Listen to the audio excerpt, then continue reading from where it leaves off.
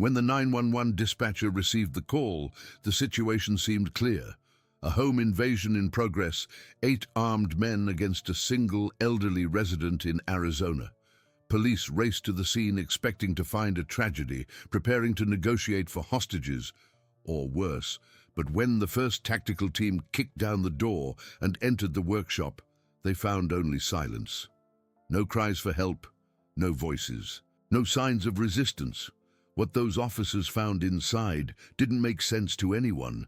They thought he was an easy target, and only then did they realize they had made a grave mistake. Thomas Brennan was 70 years old and lived alone. His house sat 23 miles outside of Tucson, middle of nowhere, desert on all sides. The kind of place where your nearest neighbor was a 30-minute drive and cell phone signal came and went like the wind. The property wasn't much, a small ranch-style house, a detached workshop out back where Tom spent most of his time, a gravel driveway that announced visitors from a quarter-mile away. To anyone passing by, it looked like the home of a retired man living out his final years in peace. And that's exactly what the 8 men thought when they first spotted it. They'd been watching for 2 days, from a ridge about a mile out with binoculars, studying the routine. The old man woke up late, moved slowly, walked with a slight limp, spent his afternoons in the workshop tinkering with old motorcycles and radios. No security cameras they could see, no alarm company signs, no dogs. Just an old man, alone, isolated, easy money.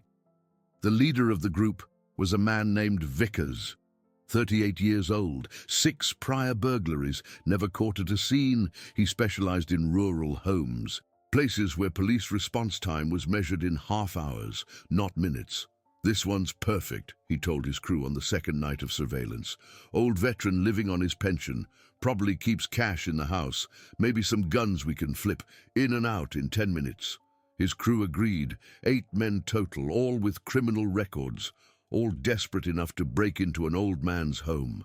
They planned it carefully, no moon that night, total darkness. They'd cut the phone lines first, even though most people had cells now.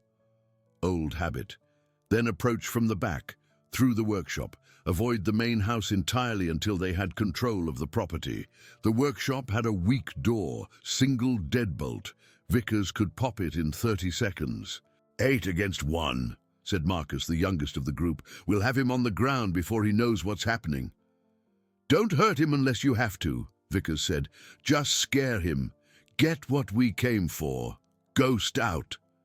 They didn't know anything about Thomas Brennan, except that he was old and alone. They didn't know he'd served 2 tours in Vietnam, infantry, forward reconnaissance.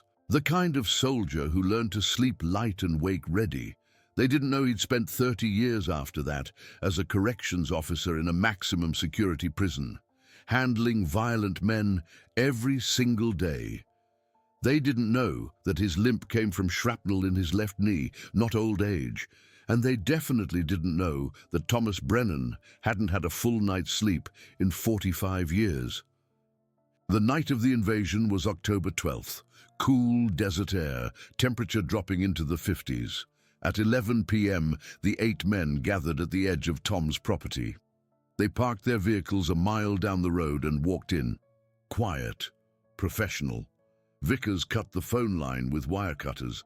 The sound was small, insignificant. They approached the workshop from the rear.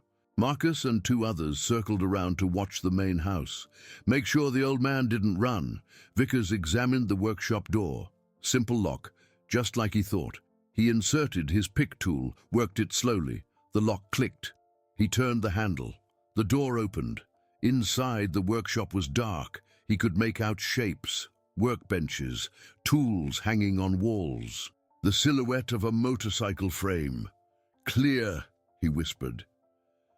The men filed in. 4 of them. Flashlights clicked on. Beams swept across the space. They knocked over a toolbox. The crash echoed in the quiet night. Nobody cared. The old man was in the house 100 feet away, probably deaf, probably asleep. They started searching drawers, cabinets, looking for a safe, cash, anything valuable. But inside the main house, Thomas Brennan was wide awake. He'd heard the crack of the doorframe. The sound was small. But in 45 years, Tom had learned to wake at the smallest wrong sound. He sat up in bed, didn't turn on the light, listened. Footsteps in his workshop, multiple people, whispering. His heart rate didn't spike. His breathing didn't change. That's what decades of training did to a man. Tom stood up, moved to his window, looked out. He saw the shadows, 4 men in his workshop, movement near the tree line, at least 3 more out there, 7, maybe 8 total. He didn't reach for the phone. Police were 23 miles away. Response time minimum 25 minutes. In 25 minutes, 8 men could do a lot of damage. Tom had a different plan. He moved through his bedroom in complete darkness. Didn't need light. He'd lived in this house for 18 years, knew every corner, every creaking floorboard. He opened his closet, pressed the hidden panel at the back. It swung open. Inside was what Tom called his contingency cabinet. A rifle, a pistol, ammunition, body armor, a tactical flashlight. Everything organized, everything ready. He'd hoped he'd never need it. He was wrong. Tom loaded the weapons with practiced efficiency, movements automatic, muscle memory from 5 decades ago. Then he moved to the hallway, the narrow corridor that connected his house to the workshop. There was a door at the workshop end. The intruders would have to come through that door if they wanted to reach him. Tom took position, crouched low, rifle ready, and waited. In the workshop, Vickers was getting frustrated. "There's nothing here," Marcus said. "Keep looking." "Maybe we should check the house." "Not yet. Secure this area first." That's when the lights went out. Every light in the workshop, every light in the house. Complete darkness. Vickers froze. What the hell? Someone had cut the power, but not from outside, from inside. And that's when they realized their mistake. The old man wasn't sleeping. He was hunting. The darkness was absolute.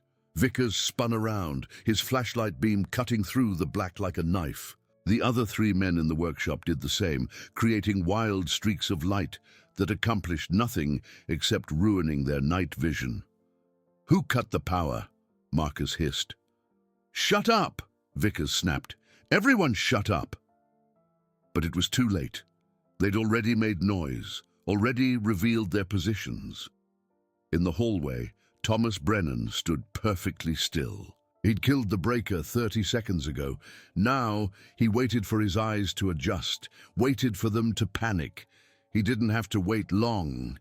Inside the workshop, the 4 men were trying to regroup. Their flashlights swept back and forth, searching for threats in the corners. "Maybe it's just a blown fuse," one of them said. "In the whole house, at the exact moment we're here." Vickers wasn't stupid. "Someone knows we're here." "The old man?" "Has to be." "So what do we do?" Vickers made a decision, a bad one. "Marcus, take Johnson and head to the house. Find him, secure him. We'll finish here and meet you." Marcus nodded. He and Johnson moved toward the connecting door, the one that led to the hallway, the one where Tom was waiting. They opened it slowly, flashlights first, then their heads. The hallway was empty. They stepped through. Tom was pressed against the wall 3 feet to their left, in the shadows, completely invisible. He let them take 2 more steps. Then he moved. The strike was precise, fast, silent. He brought the rifle stock down on the base of Johnson's skull, not hard enough to kill, hard enough to drop him. Johnson collapsed without a sound. Marcus spun around, his flashlight swinging wildly. Tom was already moving. He swept Marcus's legs. The man went down hard. His flashlight skittered across the floor. Before Marcus could yell, Tom had a knee on his chest and a hand over his mouth. "Quiet," Tom whispered. His voice was cold, controlled. "You move, you die, understand?" Marcus's eyes were wide with terror. He nodded. Tom zip-tied his hands behind his back with plastic restraints he'd pulled from his pocket, gagged him with duct tape, dragged him into the bedroom and closed the door. 2 down, 6 to go. In the workshop, Vickers was getting nervous. "Marcus," he called out, "you good?" No answer. Marcus! Nothing. That's when the fear started creeping in. Real fear. The kind that makes your hands shake and your mouth go dry. Something's wrong, said Derek, another member of the crew. No shit, Vickers said. Outside, the three men watching the house were getting antsy. They'd heard Vickers calling for Marcus, heard the silence that followed. One of them, a guy named Lopez, pulled out his phone. I'm calling this off, he said. We don't run, said Carter, the biggest of the group. This feels wrong, man. Something's not right. It's an old man. What's he gonna do? Inside, Tom had moved back to his position. He controlled the choke point. The only way in or out of the workshop was through him. He heard Vickers talking, heard the uncertainty in his voice. Good. Uncertainty led to mistakes. Tom reached into his pocket and pulled out a small remote. He pressed the button. Outside the workshop, a motion sensor light exploded to life. Bright, blinding. It illuminated the three men standing near the tree line. They froze like deer in headlights. Tom had installed those lights 2 years ago, never thought he'd actually use them. Inside the workshop, Vickers heard one of his outside guys yell, "We're lit up, we're exposed." Everything was falling apart. The plan was simple. Get in, get out. Nobody gets hurt. Now, 2 of his guys were missing. 3 were exposed outside, and somewhere in this house was a man who clearly wasn't the easy target they'd expected. Vickers made another decision. Everyone back to the rally point. Now, the 3 men outside didn't need to be told twice. They ran, but Vickers and Derek were trapped inside. The only exit was through the hallway, through Tom. We're going through, Vickers told Derek. Fast and hard. Rush him. He's one old man. We're 2. Go! They charged the hallway door. Tom heard them coming, heard their footsteps, heard their heavy breathing. He stepped back, raised his rifle, aimed at the doorway. Stop right there! His voice was loud, command voice, the kind that made men freeze even when they didn't want to. Vickers and Derek skidded to a halt in the doorway. They saw him, standing in the shadows, rifle trained on them, steady as stone. Drop your weapons, Tom said. On the ground, now! Vickers hesitated. His hand was on his pistol. Don't, Tom said. I was shooting targets smaller than your head 50 years ago. You won't even clear leather. Derek dropped his gun. Hands went up. Vickers looked at Tom, really looked at him. This wasn't an old man. This was a soldier, still ready, still dangerous. His pistol hit the floor with a clatter. Face down, Tom ordered. Hands behind your head. They complied. Tom zip-tied them both. Then he walked to the phone and dialed 911. This is Thomas Brennan, 4127 Desert Vista Road. I have multiple intruders secured. Send units. He hung up. Outside, sirens began to wail in the distance.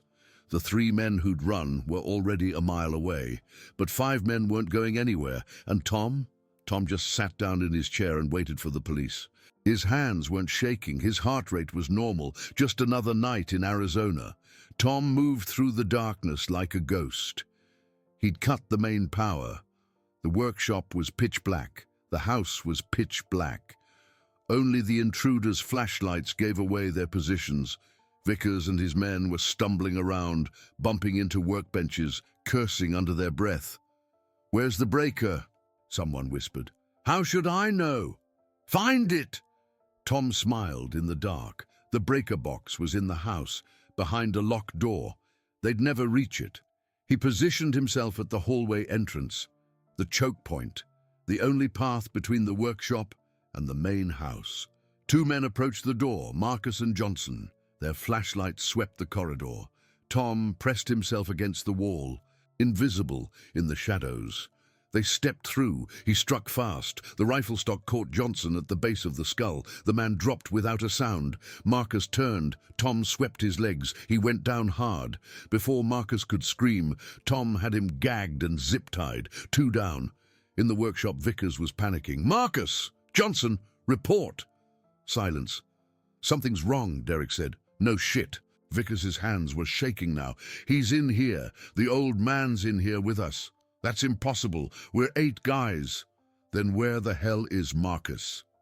Outside, the 3 men watching the perimeter heard the commotion. Lopez pulled out his phone. I'm done. This is wrong.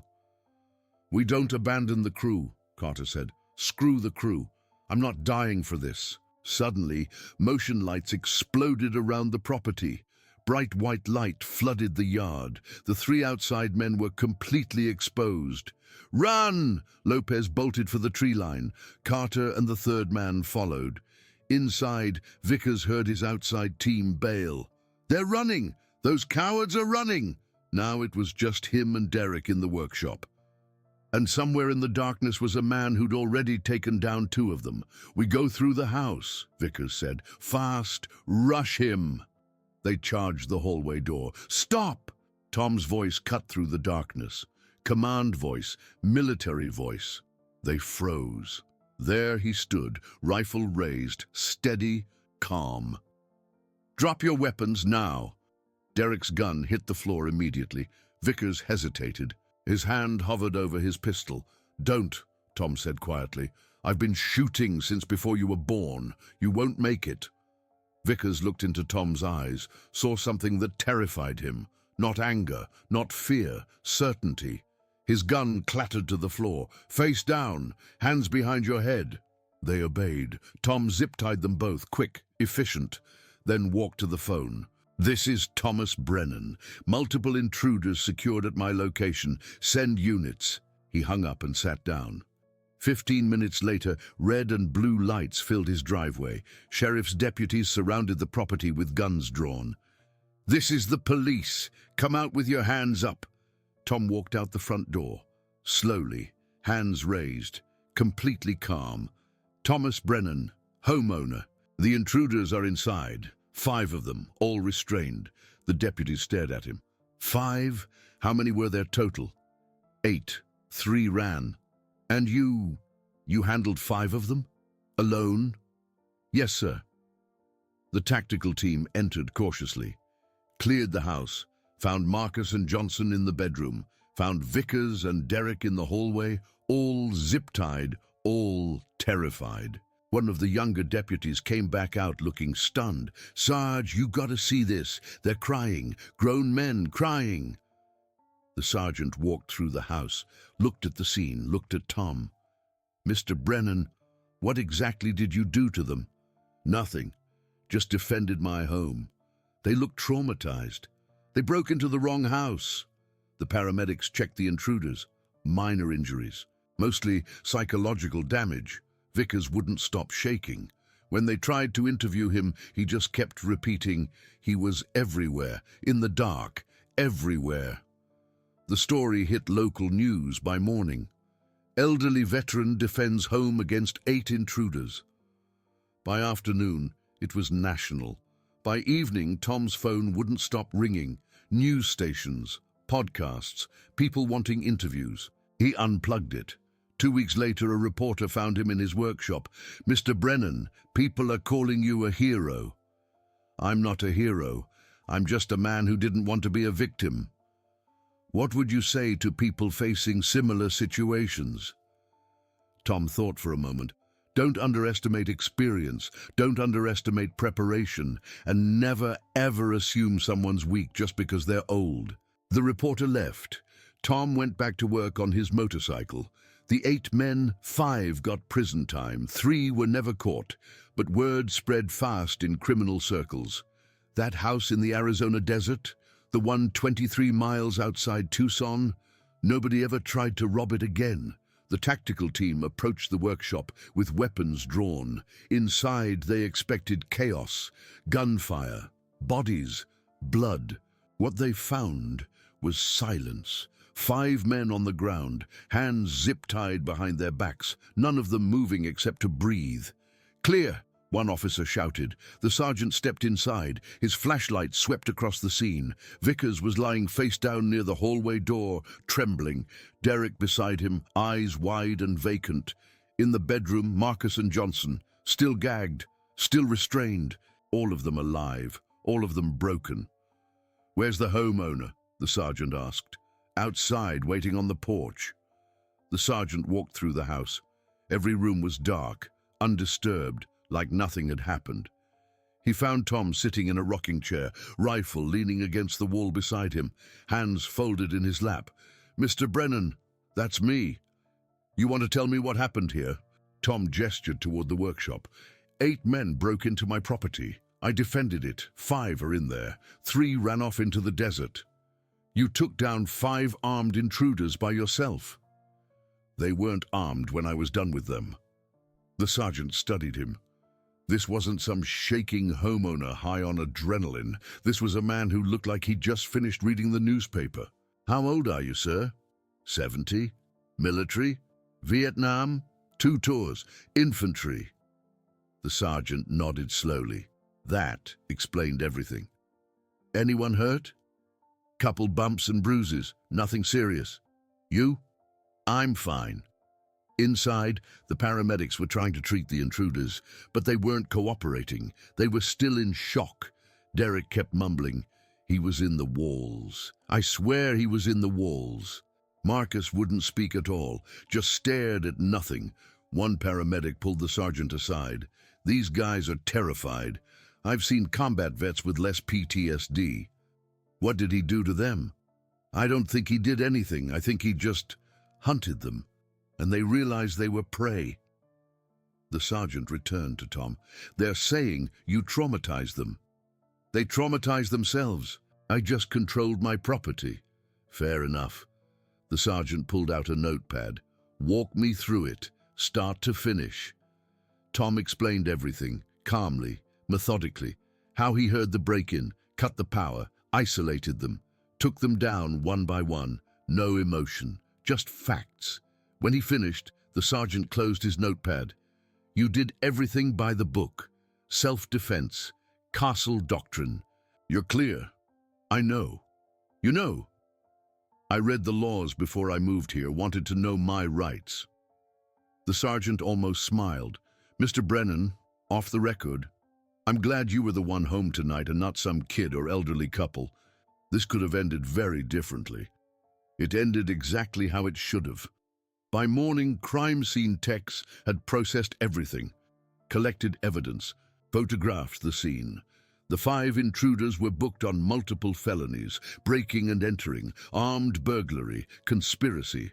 Their public defender tried to argue they were victims of excessive force. The judge laughed him out of court. "Your clients broke into a man's home in the middle of the night. He defended himself. Case closed." All 5 took plea deals. 7 to 12 years each. The 3 who ran were caught 2 days later trying to cross into Mexico. Added another 5 years for fleeing. News vans camped outside Tom's property for a week. He refused every interview. Finally, one persistent reporter caught him at the hardware store. "Mr. Brennan, just one question. How does it feel to be a hero?" Tom stopped, looked at her. "I'm not a hero. Heroes save people. I just protected what's mine. But you stopped 8 criminals. I stopped 8 idiots who made a bad choice. That's all." "What would you say to other seniors worried about home invasion?" Tom thought for a moment. "Be prepared. Know your property. Don't assume age makes you helpless, and never ever let fear control you." He walked away. The reporter stood there with her camera crew, watching him go. That quote went viral. Within days, self-defense classes for seniors across Arizona were fully booked. Gun stores reported record sales to elderly customers. And somewhere, in a maximum security prison, Vickers sat in his cell.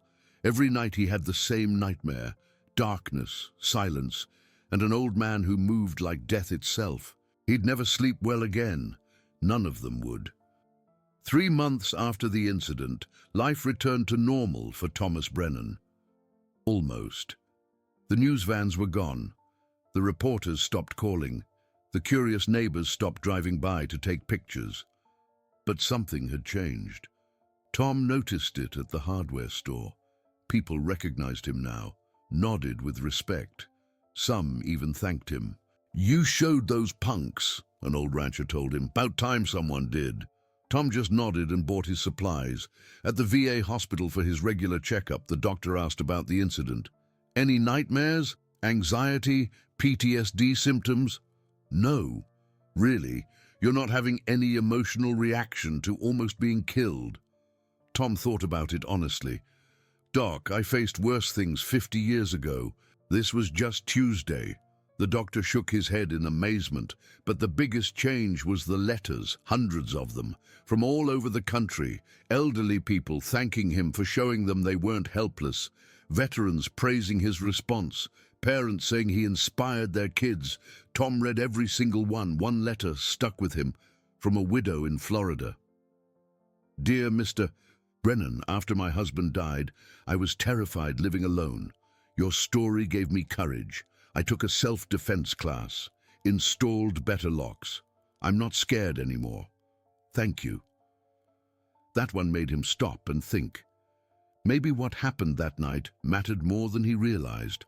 The local sheriff's department asked him to speak at a community safety seminar. Tom declined at first, then reconsidered.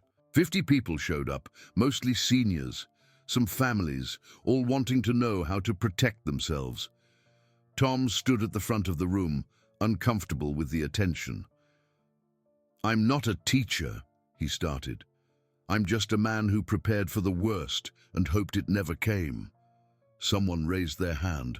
What's the most important thing we can do? Tom thought carefully. Don't be a victim mentally before you're a victim physically. These men targeted me because they assumed I was weak, old, easy. They were wrong, not because I'm special, but because I refused to accept their assumption. Another question. Should everyone buy guns? Guns are tools, useless without training and mindset. I could have defended myself with a baseball bat if I had to. It's not about the weapon. It's about the will. The seminar lasted 2 hours. People left feeling empowered. Tom went home and sat on his porch.